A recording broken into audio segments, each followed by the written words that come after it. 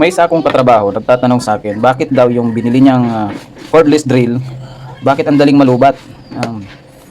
Konting gamit lang, lobat agad. Tapos kapag sina-charge niya naman, madaling mapuno.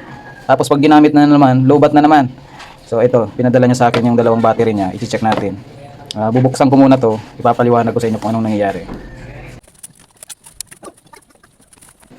Ayan, nabuksan ko na. Tapos nakuhanan ko na din ng mga voltahe. Ito yung nangyayari. Dito sa unang battery, sa letter A, makikita nyo, hindi pantay-pantay yung mga voltahe ng bawat cell, ng bawat battery. Mayroong mataas. Pinakamataas is 3.1. Ang pinakamababa naman is 2.6. Ganito ang nangyayari. Pag charge niya, madaling mapuno kasi itong 3.1, ito ang unang napupuno. Kasi hindi naman sila nakaparallel, naka-series sila. Pag charge mo yan, siya ang unang mapupuno. Pag napuno to sa 4.2 volts, kasi ito ay 18650 na lithium ion na battery. Pag umabot ito ng 4.2, isa-shut off ng BMS yung battery. So makikita ng charger, puno na siya. Kaya, yun ang nangyayari. Kaya hindi na nag-charge. Nababasa niya full charge na. Kasi puno na tong isang cell. Kinat off na ng BMS. Ngayon, pag ginamit niya, akala niya full charge. Itong pinakamababa naman, ito yung unang nadi-drain. Kasi hindi naman sila sabay-sabay nag-charge. Hindi naman nahabulin ito, itong mataas. Hindi na nahabulin. So ito ang unang magka-cut off sa 2.5 kasi ang cut off ng lithium ion is 2.5 volts. Pag dumating ito sa 2.5, i-off na naman ng BMS kaya lubat na naman siya. Kaya yun ang nangyayari. Tapos itong binili niyang battery, kung makikita niyo naman, nakalagay 48 volts. Tapos DeWalt. Paano nagkasya sa ganitong kaliit na battery ang 48 volts? So ito ay fake na DeWalt. Makikita niyong fake kasi sa spelling pa lang ng lithium ion, mali na. Ang nakalagay dito is lithium. Dapat lithium ion na. So, ang magandang gawin dito, lagyan ng balancer. Kaso, kung lalagyan natin to ng balancer, hindi na magkakasya kasi saktong-sakto lang yung battery dito sa kanyang battery pack. So, ang gagawin natin ngayon is i-balance na lang natin itong mga battery gamit itong charger. Yan, may charger ako dito. Kaso pang ano lang ito, pang lithium ion phosphate.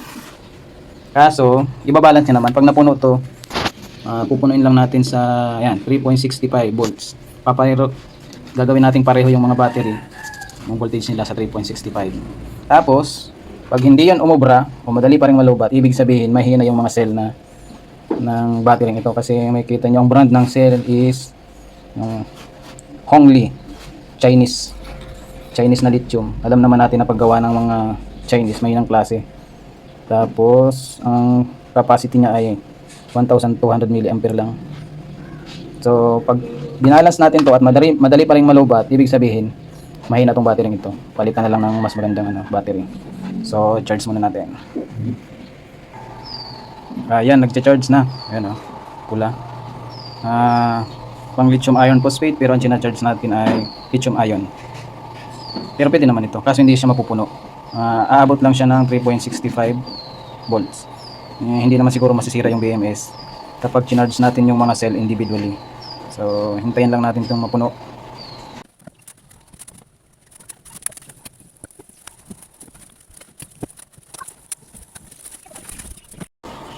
Ayan, na-charge na natin. Magkalalapit na. Ito dati 3.1, naging 3.5 na.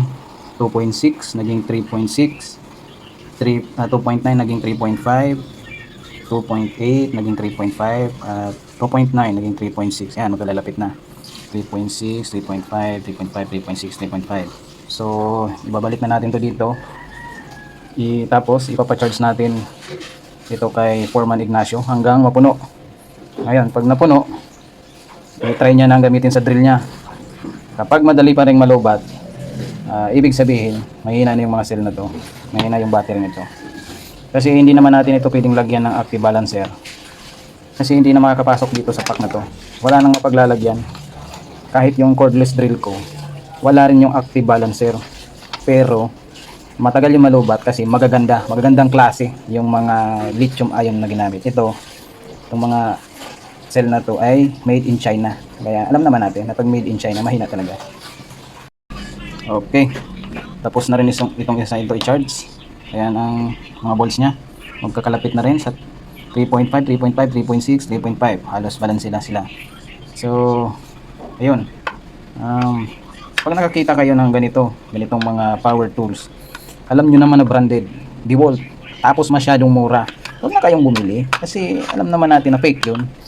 So ayun, balik na natin to dito at isasauli ko na to kay Foreman Ignacio para ma-full charge niya gamit yung charger niya. Bakit mali itong nakalagay na 48 volts?